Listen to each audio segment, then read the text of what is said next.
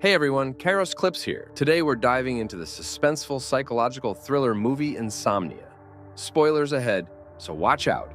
Let's jump right in. The movie opens with the body of a woman being prepared for examination. Detectives Will Dormer and Hap Eckhart are flying over the Alaskan wilderness to investigate a murder in the small town of Nightmute. They are welcomed by an enthusiastic young detective, Eleanor Ellie Burr, who idolizes Dormer. They then meet Chief Charles Nyback. Dormer and Eckhart from the Seattle Robbery and Homicide Special Branch are briefed by Chief Nyback. They meet Fred Duggar, who has been leading the investigation. At the morgue, they examine Kay Connell's body, finding signs of violence, but no evidence of rape. Dormer notices meticulous cleaning traces, indicating the killer tried to cover up his tracks. Dormer and Eckhart engage in a heated conversation about their questionable past activities and the pressure from their superiors. Dormer insists on maintaining silence about their past actions. Hap tells Dormer he intends to retire early due to family concerns, which worries Dormer. Ellie shares her work challenges with Dormer as they drive around Nightmute. Dormer interrogates Randy Stetz, Kay Connell's boyfriend, about her murder, accusing him of involvement.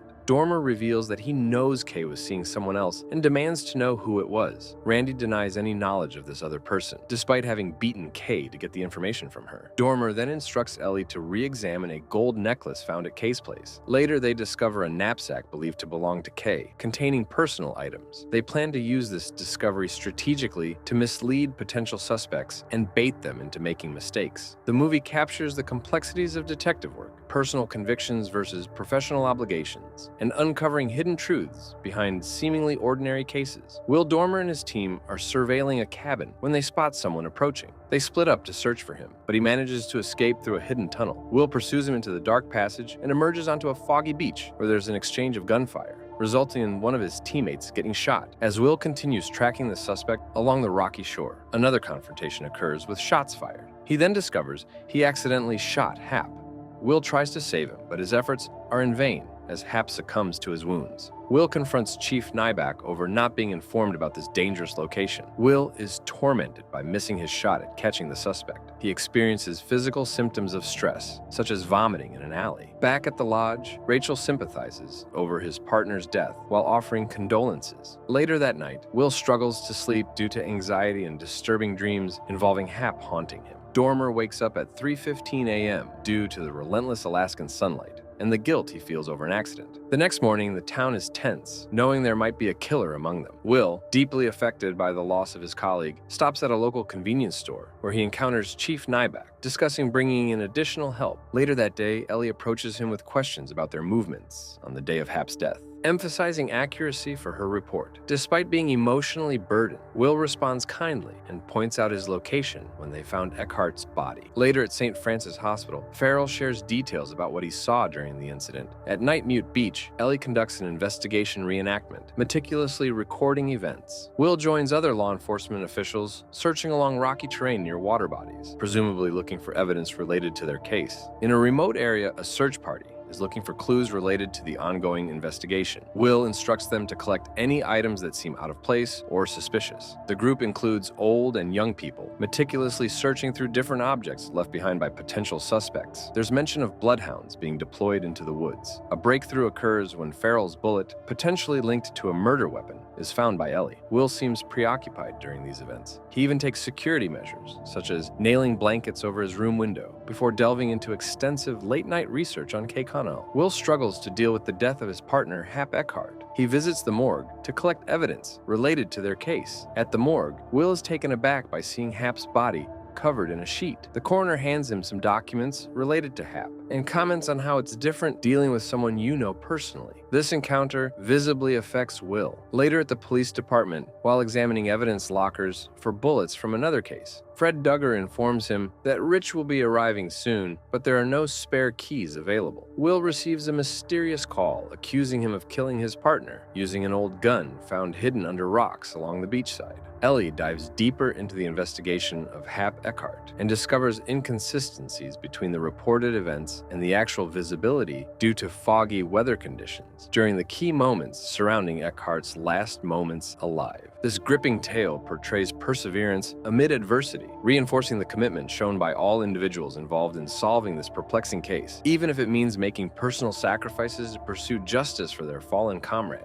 The scene opens with a tense exchange between Will and Ellie. Will, distressed and preoccupied, drives off, wandering aimlessly along the shoreline. The tension escalates as the storyline moves through various settings, such as cemeteries and funeral services for Kay Connell, revealing underlying conflicts among key characters. In a forest, Will and Tanya drive along a coastal road, narrowly avoiding a collision with a truck. Will confronts Tanya about her relationship with Kay Connell, accusing her of hiding something related to Kay's death. This leads to a tense situation where she explained that Kay had an older boyfriend whom she called Brody, but that wasn't his real name. At an Alaskan gas station, Will finds Walter Finch's address and realizes that he must be the Brody she was talking about. Will enters the killer's apartment and encounters growling dogs in Finch's apartment. He discovers incriminating evidence, a muddy .357 Ruger gun, hidden beneath the floorboards. Investigating further, he encounters disturbing events, including a dead dog with bullets extracted from its body. The tension reaches a breaking point, leading to a shocking revelation about Finch's true intentions, discovering clues suggesting the suspect's obsession with police-related content. He uncovers a photograph of Finch standing in front of a house by a lake. A call from Finch reveals that he was the mysterious caller from the other night, angering Will. At the police department, lab results identify the .357 Ruger as the murder weapon, hinting at local connections in Kay Connell's case. Will prepares for a confrontation at Finch's residence, leading to a high-stakes pursuit. On a ferry, Will confronts Walter Finch, leading to an intense exchange about Kay Connell's death. Walter recounts a childhood incident involving police officers, revealing his motivations. The confrontation escalates before being interrupted by nearby children. Walter suggests a possible collaboration, hinting at further intrigue. The encounter ends without resolution, leaving Will emotionally conflicted and determined to uncover the truth. The tension between the characters reaches a boiling point, with many secrets still waiting to be uncovered. Detective Will Dormer and his colleague Ellie are walking back to their lodge. Ellie hands him a file related to the death of Detective Eckhart, which he signs without reading. She mentions helping with another case involving writer Walter Finch. Later that night, Will was trying to cover the window to block the light from coming into his room. Before being interrupted by a call from Finch, he hears himself confessing to being involved in an incident concerning the accidental shooting of Hap Eckhart. In distress over these events and unable to sleep due to light coming into his room, Rachel visits at 4:35 a.m., asking if everything is all right. She notices all the items piled up against light, entering through cracks around window frames. Will is distraught, trying desperately yet futilely to block out the incoming light, while explaining details of Weston Dobbs' horrifying crime story until morning breaks.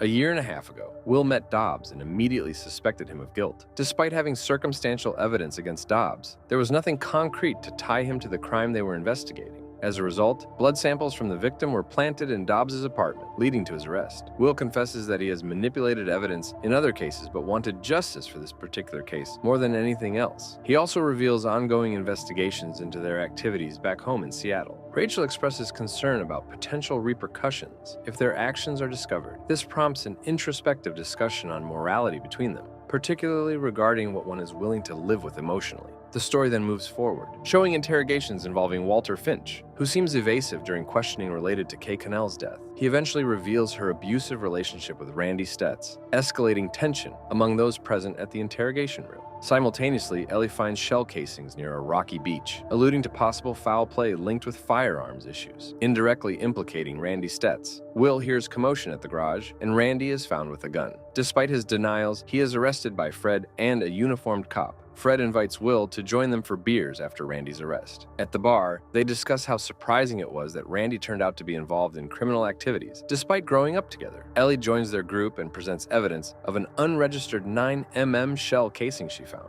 contradicting previous findings about the murder weapon type used in the Hap Eckhart's case, where Ellie expresses admiration for Will's work on the case and tells him that she will soon go to Finch's lake house to collect Kay's letters before he departs Nightmute. The scene concludes with moments of reflection by various characters. In an intense scene, Will confronts Walter about their working relationship. He becomes agitated and violent, expressing pure hatred towards him. Walter confesses a disturbing encounter involving Kay Connell, implying his involvement in her death was accidental. This revelation triggers an outburst of violence between the two men as they grapple with deep-seated anger and guilt over past actions. Will eventually forces Walter to leave town for good after a revealing conversation. On the way, suspense builds as Will scans the tree line for something suspicious. He is reminded of Finch's picture standing in front of a house house by a lake, realizing that Finch is very clever and dangerous and could also kill Ellie. Thus, Will immediately heads toward Finch's lake house. Ellie reaches Finch's house, sees Kay's clothes, and tries to attack Finch. However, Finch knocks her unconscious, intending to kill her because she is investigating Hap's murder and could incriminate Will. If Will is caught, Finch will also be implicated. Meanwhile, Will arrives and asks Finch where Ellie is. Finch tells him that she knows he killed Hap. Enraged, Will asks again, to which he replies that she is alive, but if they don't do something, she will reveal that you killed Hap and I killed Kay. Finch then tricks Will and attacks him. During this, Ellie regains consciousness and reaches the scene, but Finch escapes. Ellie tells Will that she knows he killed Hap and that Finch saw him do it. She asks Will if he really wanted to kill Hap. Will tells her that he don't know, as his insomnia had worsened living in the town, and due to the lack of sleep, he was very unwell, and because of the fog, he couldn't see clearly, and to save his reputation, he fabricated evidence during the investigation. Meanwhile, Finch starts shooting at them with his shotgun. Will gives his gun to Ellie and tells her to distract Finch while he goes to stop him. Will reaches Finch and they engage in a fight, shooting at each other. As a result, Finch drowns in the icy water below the house, and Will, injured, collapses outside. Ellie shows Will a 9mm bullet shell and tells him she knows he didn't intentionally kill Hap and starts to throw the evidence into the water. Will stops her, saying not to make the same mistake he did and to remain honest in her work, and asks her to let him sleep forever. Will then dies. In this intense moment, it becomes clear that even amidst personal failings, there is hope for redemption and strength found within unity among colleagues striving together despite adversities. Christopher Nolan's Insomnia proves to be a compelling and atmospheric thriller that showcases the exceptional talents of its cast and the directorial prowess of Nolan himself. While it might not reach the same heights as some of his other works, it stands as a solid entry in his filmography, marked by strong performances, particularly from Al Pacino and Robin Williams. Al Pacino stars as Will Dormer, a celebrated LAPD detective sent to a small Alaskan town to investigate the murder of a teenage girl. As he grapples with the perpetual daylight of the Alaskan summer, Dormer finds himself unable to sleep, which exacerbates his already deteriorating mental state. Pacino's portrayal of Dormer is nothing short of brilliant, capturing the character's descent into guilt and paranoia with a raw intensity that keeps viewers on edge. Robin Williams, cast against type, delivers a chilling performance as Walter Finch, a local writer who becomes the prime suspect in the murder investigation. Williams brings a quiet menace to the role, making Finch a formidable and unsettling antagonist. Hilary Swank also shines as Ellie Burr, an eager young detective determined to prove herself. The film's setting plays a crucial role in creating its unique atmosphere. The constant daylight of the Alaskan summer adds a layer of disorientation and claustrophobia, mirroring Dormer's internal turmoil. The cinematography beautifully captures the stark, eerie landscapes, enhancing the film's psychological tension. Nolan's direction is meticulous, blending a tight, thoughtful script with masterful storytelling. The narrative is complex yet clear, with well-executed twists that keep the audience engaged without resorting to excess. The film's pacing ensures that the tension never lets up, making for a gripping viewing experience. However, Insomnia is not without its flaws. Some viewers might find the ending too convenient, and the editing occasionally feels jumpy. Additionally, while the film is a remake of the Norwegian original, it manages to retain its own identity, though some purists might prefer the darker tones of the original. Despite these minor issues, Insomnia is a first-class thriller that excels in acting, directing, and atmosphere. It's a film that doesn't rely on blood and gore to keep the audience on the edge of their seats, but instead uses psychological depth and character-driven storytelling to create a compelling narrative. Whether you're a fan of Nolan's work or simply enjoy a good thriller, Insomnia is definitely worth a watch. This film contains several mature themes and scenes that parents should be aware of before allowing their children to watch it. The content includes crude jokes, suggestive behavior, and implied sexual relationships. There are brief instances of nudity, specifically in the context of autopsy scenes. Violence and gore are prevalent throughout the film, with graphic descriptions and depictions of shootings, physical fights, and autopsies. The film includes several intense and suspenseful scenes involving life-threatening situations and injuries. The language used in the film is strong, with frequent use of profanity, including multiple instances of the F-word. Additionally, characters are shown smoking and drinking. Given these elements, the film is best suited for mature audiences, and parents are advised to use discretion when considering it for younger viewers. based on the strengths of the performances and direction and atmosphere. While acknowledging some minor flaws, I would rate Insomnia 8 out of 10. It's a gripping and well-crafted thriller that stands out for its psychological depth and compelling narrative. Subscribe for more videos like this and turn on notifications and leave a like to help the channel out.